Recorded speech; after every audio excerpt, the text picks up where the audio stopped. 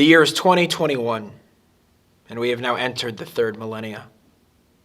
We've departed from the 20th century and all of its horrors. The 100 years, which is responsible for the violent death of more individuals than the previous 19 centuries combined. But the imprint of war and tyranny upon the Western conscience, it's large.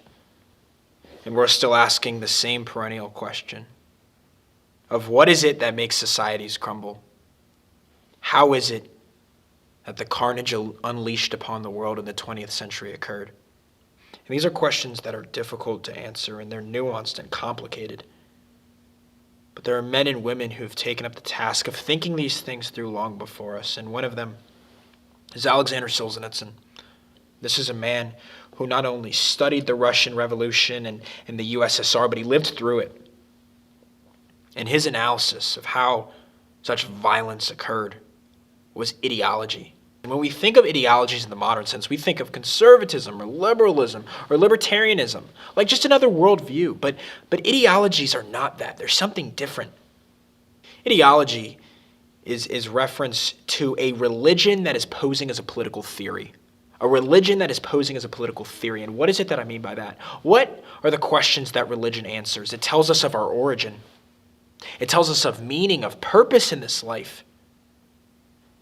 It tells us the design of everything, and it tells us of a salvation to come. Political theories, they tell us how we ought to orient our state. Important questions, but they don't answer the deeper why questions that all humans crave on some level of analysis. But what happened when the European mind did away with God? It was up to the political theories to answer those why questions, and Marxism became animated with a religious fervor, telling of a salvation to come, not in an age to come, but a utopia to be ushered in now by the hands of human work. Marxism guaranteed purpose to those who followed it. You see, these political theories, they subsequented the role of religion, but as a perverted form of this. And it is these ideologies that Solzhenitsyn credited with the horrors of the 20th century. Men, shells, animated by the beliefs and the creeds of this system, were made to do horrendous tasks, justifying them by means of the ideologies. But gone are those days. With the fall of the Berlin Wall in 1989, man, he moved beyond ideology. It was the triumph of liberalism. And that very well might have been the case. But now we have seen the return of ideologies. Our political scene is so divided that there seems to be no clarity. But it seems to me to make sense of this return to ideology, of the return to people treating politics as a religious entity, a return to the very fact and feature which made the 20th century possible. We have to understand why it occurred. And it is my thesis today that atomization is the prerequisite to ideology. For people to accept these political religions, they have to be spread out, divided, withdrawn from the ecosystem of society.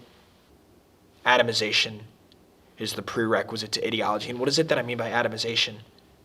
Atomization is the process by which individuals in a society withdraw from civic engagement and exist on entities unto themselves.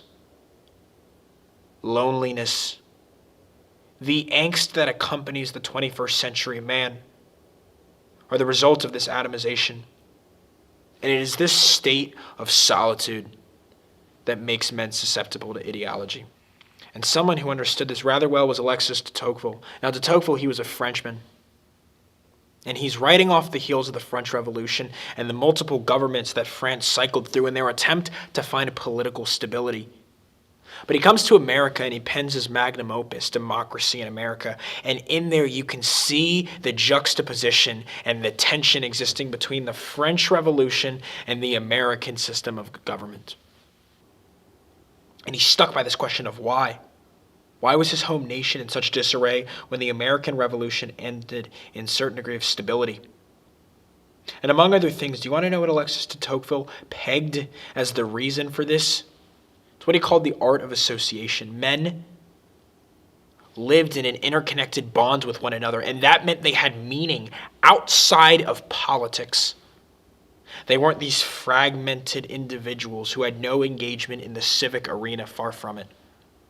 But in France, France fell slave to a political religion, to a democratic theocracy informed by the scriptures of Rousseau and the new ecclesiastical structure of Robespierre. But this might not seem to fully make sense. What is it about associations? What is it about not withdrawing to yourself that keeps people from looking to totalitarian systems of thought? Well, to understand that, we have to look to a system like the USSR. And what does Stalin do? Stalin got rid of all the associations that existed in Russian society, even the Marxist groups. Why? Because each of these groups that kindled a connection between people was something that existed outside of politics. It was something that the state couldn't quite get their hand upon. You see, totalitarianism, that word has been butchered. But what it means is a political system that touches upon the totality of things. It is a religious system. It answers why. It answers over all things. But with each and every association that an individual is a part of, he moves beyond the iron grip of the totalitarianism matrix. And you can even think about this in your own life. You know, if you have one main interest, you rise or fall according to that interest. But there's this idea of off-phase passions. And what that means is in your own life. If you're an artist, learn to cultivate a sport. If you're an accountant, read works of literature. Develop off-phase talents that you may not be subject to the whims of the one thing which you're dependent on. But if you're a totalitarian ideology, you require sole allegiance. And Leszek Kolakowski, who was a Polish dissident, he notes this cognitive dissonance that he observed in the USSR. And it is that they required unity under Marxist thought, but isolation in all else. Men had to come together under the banner of Marxism, but in the rest of their walk of life, they had to be separate, they had to be atomized. Unity in the state, seclusion, and all else. And they feed one another because you have to hollow out the minds of men to fill them with this new shallow quasi-religion. The prerequisite to submerging ideologies in the hearts of a population is they can have no other associations throughout. And in the USSR with Stalin, this had to happen by force, but in America, this is happening organically. There's a brilliant political scientist by the name of Robert Putnam, and he conducted a study in the late 20th century, published in his book, Bowling Alone. And he documents the collapse of American communities. And what he notices is, look, he picks up and he begins with the de Tocquevillian observation that the beauty of America lies in their multiple associations, but what has occurred in the last third of the 20th century? The decay and the removal of this association. No longer is the American citizen called upon to live in the civic realm. Self-interest has been proclaimed now as the highest good. Live as an entity unto yourself. Withdraw from the community and a community that may very well need you. So a generation has now been raised that lacks the community that structured the American polis for generations past. Struck by loneliness and isolation, they enter a political scene. And rather than falling slave to the nihilism associated with this lack of association, people are running toward the rigid dogma of political religions. Because these political religions, they offer a clear-cut definition of good and evil. They promise religious significance. Hannah Arendt, she made this observation when she was looking at Nazi Germany. She said, the converts to Nazism, they aren't concerned with questions of the state.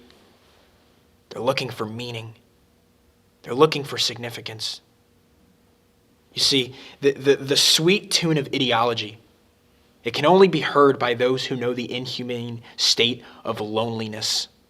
It is in this loneliness that ideology comes upon men. When one is in solitude, there is a lack and a lessening of face-to-face interaction that animates everyday life. It is in this face-to-face interaction that we go through the difficult process of building and cultivating long-term relationships. But what happens in lieu of this? We subvert into the abstract and we think of groups on this lofty level. The group is easy to hate. You can write off the Jew, the kulak, whatever minority group or group of individuals it is you wish to oppress. If you're doing it on an abstract level of the group, it is possible, but it is in face-to-face interactions of individual connection that we see the neat categories of ideologies become divided. And Solzhenitsyn, what is his fundamental critique of the ideology? He says the Marxist mistake is that they don't understand that the line between good and evil, it doesn't run through political parties. It's not Republicans good and Democrats bad or vice versa.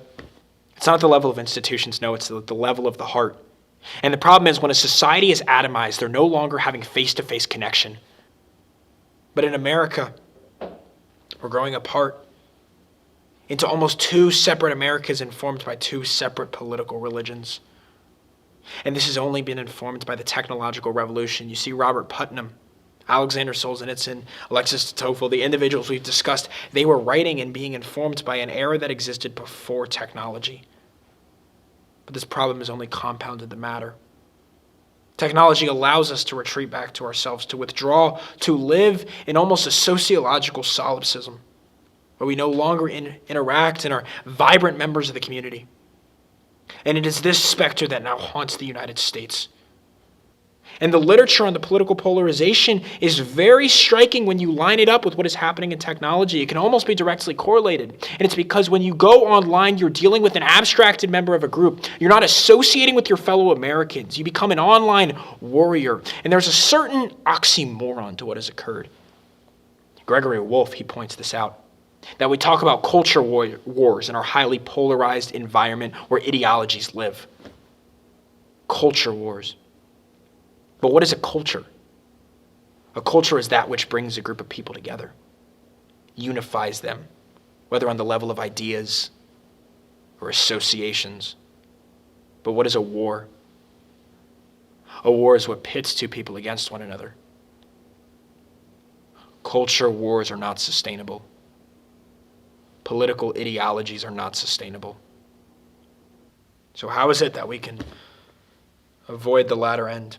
Well, there are two men who have considered this matter at length, and they seem to inform us on how we can escape that danger. And first comes from Joshua Mitchell, the author of American Awakening, and a man who's given deep thought to this subject. And what he notes is that it's going to take face-to-face interaction, daily acts of love that duplicate the life of Christ, that we may show love to one another and bridge those gaps. It's not going to happen on the level of ideas or policy. And the second comes from Jordan Peterson, who notes that meaning seems to be the antidote to rigid political beliefs. And meaning that is found in the associations of life, in taking on responsibility in your community. So what then do we do? It seems to me that duplicating the act on the cross, we are supposed to act in love toward one another, to put a hole in the moral matrices of ideologies that write people off on the lines of group abstractions and instead find face-to-face interactions where humans may rekindle connections for one another.